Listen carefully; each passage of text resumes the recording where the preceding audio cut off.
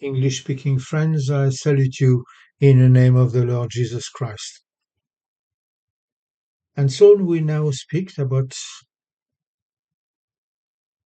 other people. We don't know their number, but there were wise men coming to see Jesus Christ after he was born. And this is what in the Gospel of Matthew we read, chapter 2.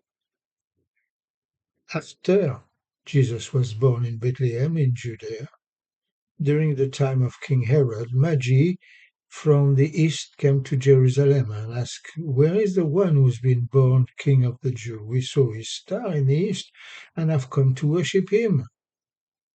When King Herod heard this, he was disturbed, and all Jerusalem with him. When he had called together all the people, chief priests and teachers of the law, he asked them where the Christ was to be born. "In Bethlehem, in Judea," they reply, "for this is what the prophet has written. But you, Bethlehem, in the land of Judah, are by no means least among the rulers of Judah. For out of you will come a ruler who will be the shepherd of my people Israel." Then Herod called the Magi secretly and found out from them the exact time the star had appeared. He sent them to Bethlehem and said, "Go and make a careful search for the child. As soon as you find him, report to me, so that I too may go and worship him."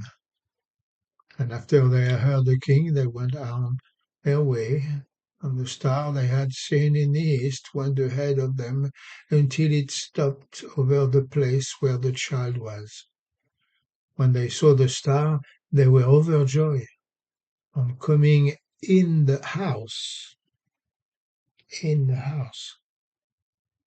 they saw the child with his mother Mary, and they bowed down and worshipped him. Then they offered their treasure and presented him with gifts of gold and incense and myrrh. And having been warned in a dream not to go back to Herod, they returned to their country by another route. Wise decision. Okay.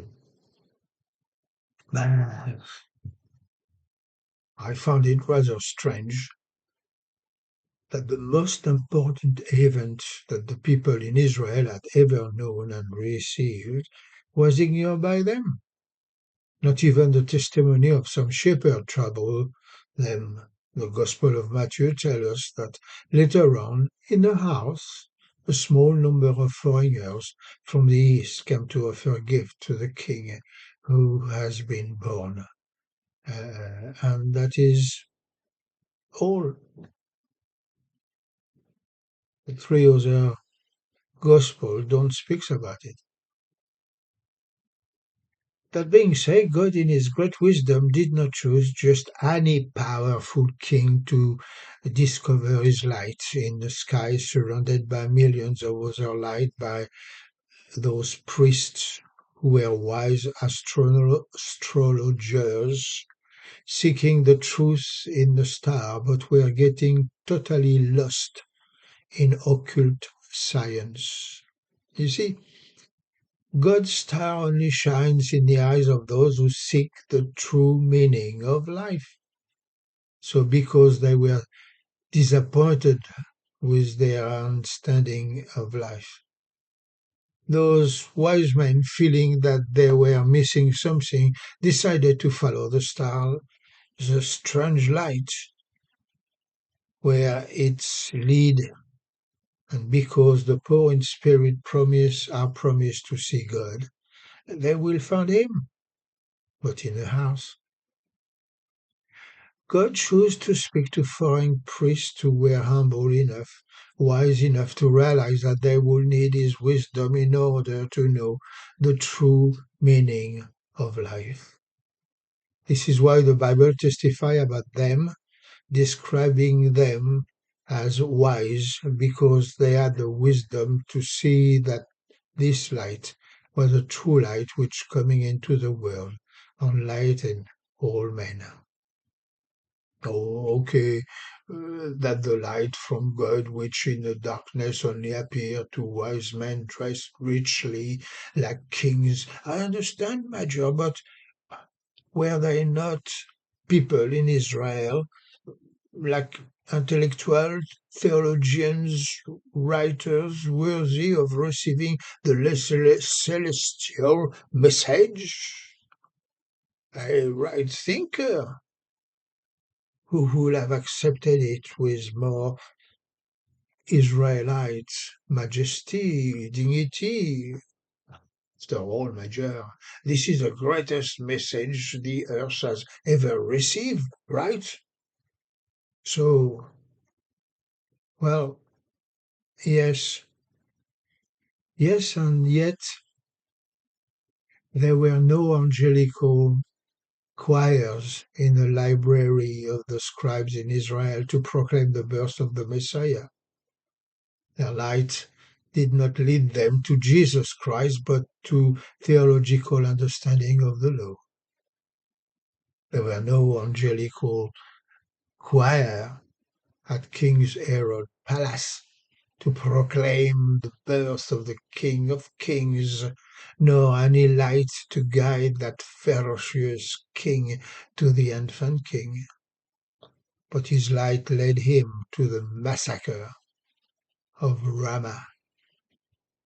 There was no angelic choir in the political offices of Israel to announce the news of the liberator of the nation, but their political light guided them through a time of suffering, many years under the despotic exigence of the invaders and the oppression of the enemy.